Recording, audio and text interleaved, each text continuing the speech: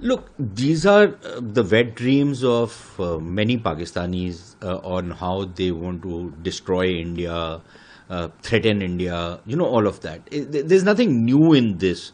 The only new aspect is that if he, for example, makes a specific threat that if you build a dam on any of the rivers, then we are going to, target it with missiles and blow it up. Then surely he understands that this is a game two can play. If he is going to do something like that, then it does not mean that similar action will not be taken by India. And the Pakistanis have a few dams, Tarbela, Mangla, a couple of others, the Sakar barrage, and their entire irrigation system can be devastated. So, people need to understand. We must also understand one thing, that in all the wars that we have fought between the two countries that have been fought, largely, neither country has targeted either civilian infrastructure or population centers. They've targeted military infrastructure and military centers, but not civilians have been never targeted, not deliberately anyways. And I'm, of course, excluding the cross-border shelling in Jammu and Kashmir, but I'm talking about the wars as such. And we haven't blown up bridges or, other civilian infrastructure. If the Pakistanis now want to go down that road of the kind of total wars that the Europeans and the white folk fight, who are very civilized, according to them, but they destroy and they target civilian populations. If that is the road along which the Pakistanis want to go, fine, we can do that. And then all I can say is what Chairman Mao once told the Americans. He threatened the Americans that if there is a nuclear explosion, you might kill 600 million Chinese, but there will still be 60 million Chinese left to build a greater China, but there will be no American left. So something similar can be said to the Pakistanis, that the seed of Pakistan will be destroyed, but there will still be an India left to rejuvenate and regenerate and restore itself to its greatness. So this is as far as these puerile threats which this guy is making.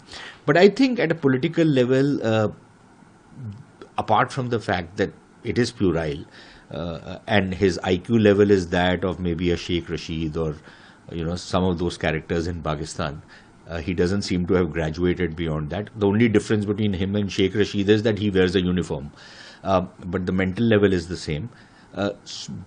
The thing which we need to understand is that he is not just trying to threaten us, because his threats on us don't wash.